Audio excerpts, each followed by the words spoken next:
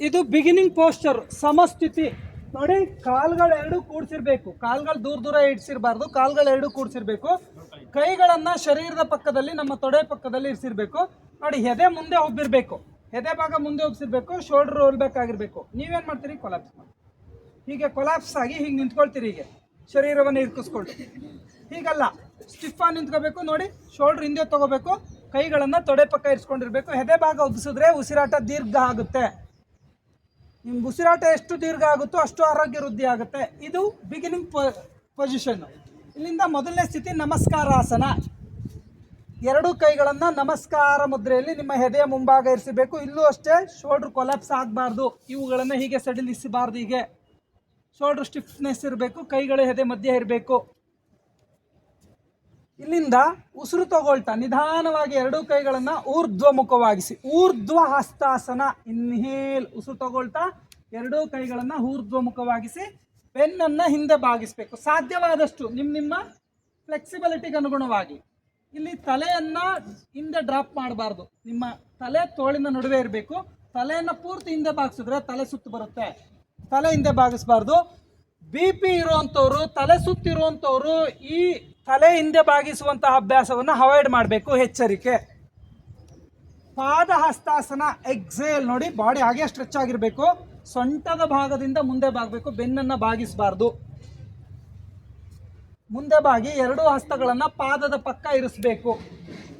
Place your hands. ಮುಂದೆ ಬಾಗಿ ಎಷ್ಟು ಸಾಧ್ಯ ಆಗುತ್ತೋ ಅಷ್ಟು.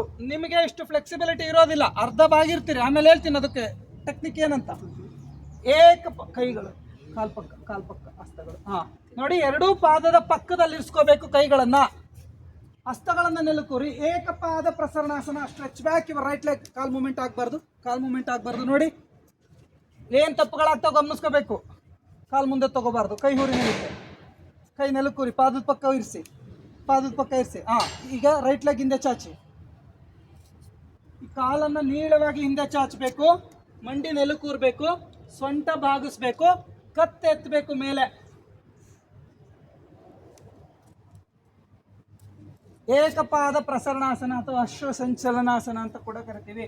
Next ಪರ್ವತಾಸನ, exhale. ಉಸಿರು ಬಿಡುತ್ತಾ ಎರಡೂ ಪಾದಗಳನ್ನು ನೆಲಕ್ಕೆ ಇರಿಸಬೇಕು, ಕಾಲು ನೇರ, ಕೈ ಚಲನೆ ಆಗಬಾರ್ದು. ನೋಡಿ, ಇಲ್ಲಿ ಕೈಯಲ್ಲಿ ಹಿಂದೆ ಮುಂದೆ ಹೋಗಬಾರ್ದು, ಪಾದ ನೆಲಕೂರಿ ಬಗ್ಗೆ ಒಳಮುಖವಾಗಿ ಇಮ್ಮಡಿ ನೆಲಕ್ಕೆ ಮುಟ್ಸೋ ಪ್ರಯತ್ನ ಮಾಡಬೇಕು. ಸೊ ನೋಡಿ, ಸ್ಲೋಪ್ ಆಗಿರಬೇಕು, ಕತ್ತಿಂಗ್ ಡ್ರಾಪ್ ಮಾಡಬಾರ್ದು, ಕತ್ತಿ ಹೀಗೆ ಇರಬೇಕು. ಇದು ಸ್ಟ್ರೈಟ್ ಹಿಂಗೆ, ಒಂದು ಮನೆಗೆ ಚಾವಣಿ ಹಾಕಿದಾಗ ಹಿಂಗೆ ಬರುತ್ತಲ್ಲ ಹಾಗಿರಬೇಕು ಪರ್ವತದಲ್ಲಿ. ಸಾಷ್ಟಾಂಗ ನಮನ. ಇಲ್ಲಿ ಏನು ವ್ಯತ್ಯಾಸ ಆಯಿತು ನಾನು ಆಮೇಲೆ ಹೇಳ್ಕೊಡ್ತೀನಿ ನಿಮಗೆ. ನೀವೇನು ಮಾಡ್ಕೊಳ್ತೀರಿ, ಯಾಕೆ ಅವನಷ್ಟು ತ್ರಾಸ ತಗೊಳ್ತಾನೆ ಆ ಸ್ಥಿತಿಗೆ ಹೋಗ್ಲಿಕ್ಕೆ ಅಂತ. ಅಷ್ಟಾಂಗ ನಮಸ್ಕಾರ ಅಥವಾ ಸಾಷ್ಟಾಂಗ ನಮಸ್ಕಾರ ಅಂತ ಕರಿತೀವಿ. ಅಷ್ಟ ಅಂದರೆ ಎಷ್ಟು? 8 ಅಂಗಗಳು ಇಲ್ಲಿ ಭೂಮಿಗೆ ತಾಗಿರ್ತವೆ.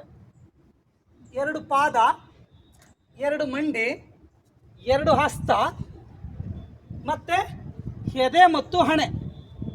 ಈ 8 ಅಂಗಗಳನ್ನು ಭೂಮಿಗೆ ತಾಗಿಸಿ ಮಾಡೋದ್ರಿಂದ ಇದಕ್ಕೆ ಅಷ್ಟಾಂಗ ನಮಸ್ಕಾರ ಅಂತ ಹೇಳಿ ಕರಿತೀವಿ. ಸಾಷ್ಟಾಂಗ ನಮನ ಅಂತ ಕರಿತೀವಿ. ನಾವು ದೇವಾಲಯಗಳಿಗೋದಾಗೂ ಇದೇ ರೀತಿ ನಮಸ್ಕಾರ ಮಾಡಬೇಕು, ಪುರುಷರು, ಮಾತೆಯರಲ್ಲ. ಆಮೇಲೆ ಹೇಳ್ತೀನಿ ಮತ್ತೆ.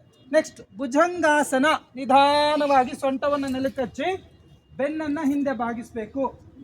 ಇನ್ನು ಹಿಂದೆ ಕಾಲು ಕೂಡಿಸಿರ್ಬೇಕು, ಕಾಲುಗಳನ್ನು ವಿಸ್ತರಿಸಬಾರ್ದು.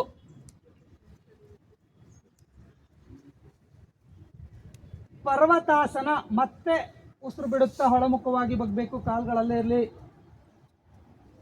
ಹಿಂಡಿ ನೆಲಕ್ಕಚ್ಚಿ, ಕೈಯಲ್ಲೇ ಇರಲಿ, ಸ್ಥಿರವಾಗಿರಲಿ, ಹಿಂಡಿ ನೆಲಕ್ಕಚ್ಚಿ. ಪರ್ವತಾಸನ. ಏಕಪಾದ ಪ್ರಸರಣಾಸನ. ಮತ್ತೆ ಬಲಗಾಲನ್ನು 2 ಹಸ್ತದ ನಡುವೆ ತರಬೇಕು. Bring your right leg. ಸೊಂಟ ಬಗ್ಸಿ, ಕತ್ತೆತ್ತಿ ಮೇಲೆ, ಸೊಂಟ ಬಗ್ಸಿ, ಕತ್ತೆತ್ತಿ, ಕಾಲಿಂದ ಚಾಚಿ, ಕತ್ತೆತ್ತು. ಪಾದಹಸ್ತಾಸನ.